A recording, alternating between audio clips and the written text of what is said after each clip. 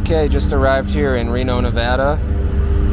Just got off the 10-hour train ride from Salt Lake City to Reno. It's my first time in Nevada here, so now we just need to go find Cody. He's waiting for me somewhere here. Alright, you got a big car, holy shit. Alright. Woo! Alright everyone, this is Cody.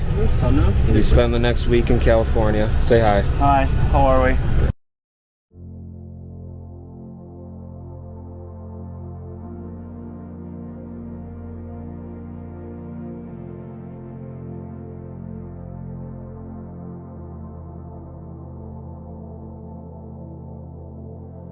Alright, just got here to Lake Tahoe. Look how clear the water is. It's so blue.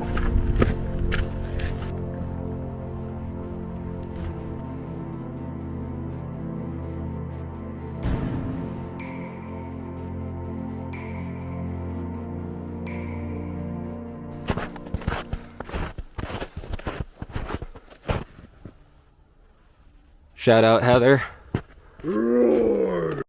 Hey guys, we're here at our first hike in Lake Tahoe. It's called Cascade Falls Trail. It's about a mile out and back, located in the southwest corner of Lake Tahoe. Let's go check it out.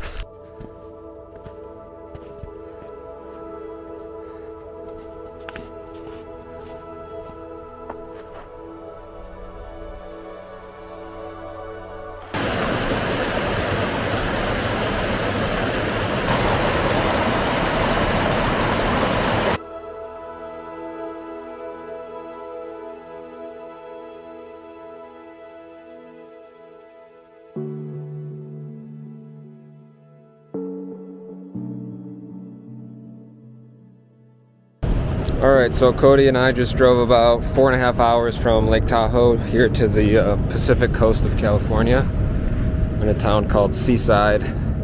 Our plan is to take Highway 1 down to Big Sur, check out Big Sur, and just enjoy the coastline, and then head up to San Francisco this evening and try to catch sunset at the Golden Gate Bridge. Hopefully see my buddy Jack as well. Here's what it looks like right now.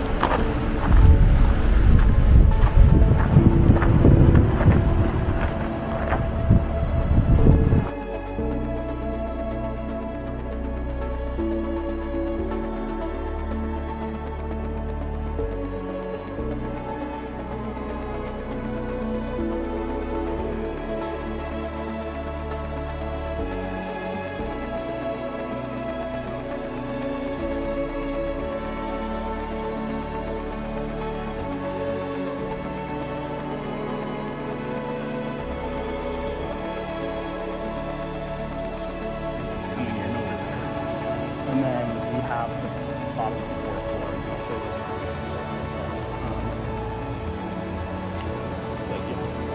Yeah, it's pretty sick, right?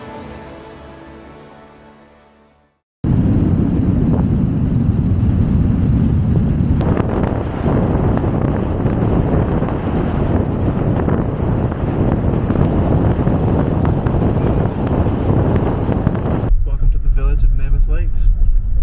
What's going on, guys? We are currently on the village gondola taking us up to Canyon Lodge. Evan is a little nervous. You know, he's mad decent at snowboarding, so we're probably going to get some good wipeout footage.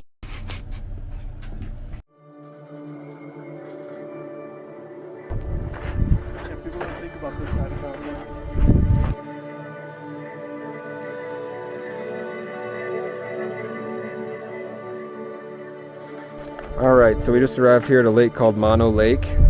It's said to be one of the oldest lakes in the Western Hemisphere. It's also the highest concentration of arsenic in the world, so it is a toxic lake. These rock formations are called tufas. They're basically just large calcium composite buildups. Definitely a fascinating place.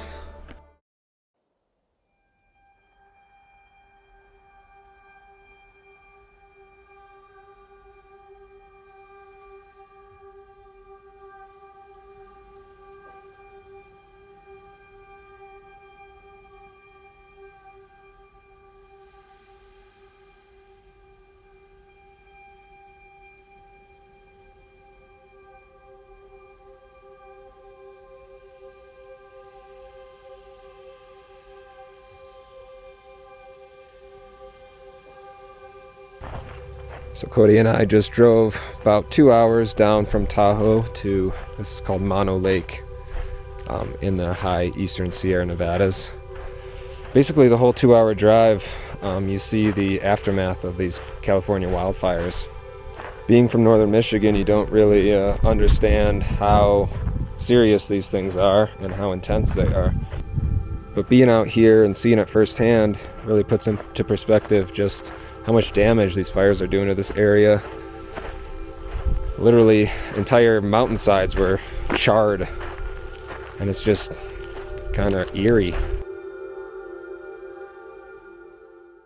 Good morning, guys. Just wanted to give you an idea of how I pack for a long trip like this. I try to do it as minimalistically as possible. I use a 36-liter bag. It all fits in there. It's a Deuter Trail Pro 36. It can be a little tricky planning for all the various climates I'll be experiencing. So here we have the thermals. That's for the colder places like Peru, Georgia, Pakistan. I have my jacket. That's my winter jacket. It folds up into this little pouch. Super compact. Sweatpants. I've got my nice cargo pants. I've got my going out pants. Both of those you have a drawstring, so that saves me from having to carry a belt around. I've got two zip-up sweatshirts here, and then I've got some long sleeves here, and then this is I call it my Bourdain shirt. This is what my hero Anthony Bourdain always used to wear, so excited to wear that around. 7 pairs of socks. We've got 7 pairs of underwear. We've got 4 t-shirts. We've got 2 pairs of shorts, 1 bathing suit. I plan to buy another bathing suit once I get to El Salvador. I'm going to try to buy that in Bitcoin. That's what they use as their currency now. Like I said, 2 pairs of pants there. This is all my chargers. Most of my devices use the Type-C, so it makes it super simple, with the exception of my iPhone. My charging block, I can get 6 to 10 charges out of that depending on the device I'm using. My tripod, headphones, and the drone I use is the DJI Mavic Air 2. I highly recommend it. It's super compact as well. Gets incredible quality footage. I've got my GoPro, mostly just use that for underwater activities. This is my day pack, so this unfolds into a backpack. Super compact. I can put it in my 36-liter bag. Super cool. Got that for Christmas. I've got my Rove hat, shout out Rove Estate, along with my Rove folder, where I keep, copies of my passport and my vaccine. That'll be super useful as the trip continues. I've got my passport pouch. I keep some cash, some foreign currencies in there as well. Buff, super useful, especially during COVID. It can be used as a mask or just cover up the face. Some sunnies. I've got gloves and then a neck warmer. My Detroit Lions sandals, gotta represent. Here we have just miscellaneous. I've got some super glue, some Velcro, some needles if my bag rips. This is a note my mom gave me that I carry around with me as a good luck charm.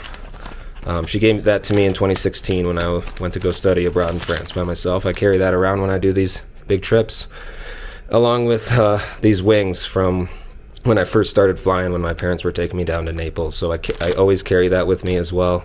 Just reminds me of when I started traveling. Here in my Canada bag, I've got extra micro SD cards. I've got a spare iPhone in case mine gets lost or stolen, which could happen. And then I have every single outlet adapter on the planet. So we're as prepared as we can be for that. I've got 6 at-home COVID tests, which are more for peace of mind. They won't really help me get into any countries. Those will have to be more standardized tests. And then 24 KN95 masks, which are required in several countries, like Peru. And then I have my iPhone. It's the iPhone 12 mini. It's the smallest I could find on the market. It's perfect. And all editing will be done on my iPad here. So yeah, like I said, trying to keep it as minimalistic as possible. And this saves a lot of weight in the bag. And of course my toiletries bag. It's got your standard medications, first aid, moisturizer for the eczema, some cologne, shout out Musty Mac for that. And this is the camera I'll be using. It's the DJI Pocket 2. It's got a built-in stabilizer, It's 4K. It's absolutely incredible, and it's tiny. It fits in my pocket, so it's perfect for what I'm doing.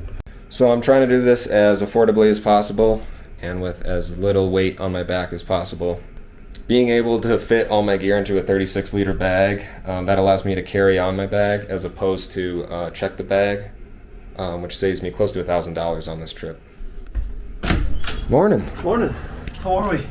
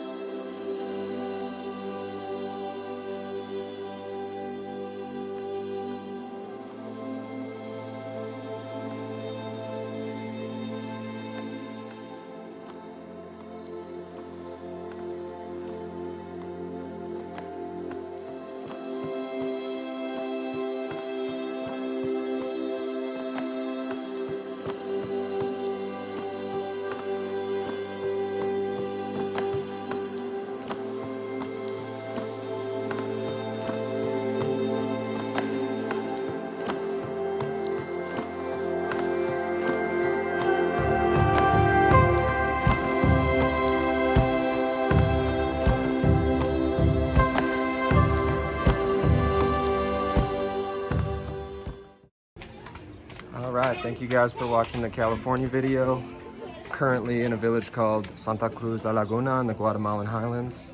I'll see you next week for the first video here in Guatemala. Thank you.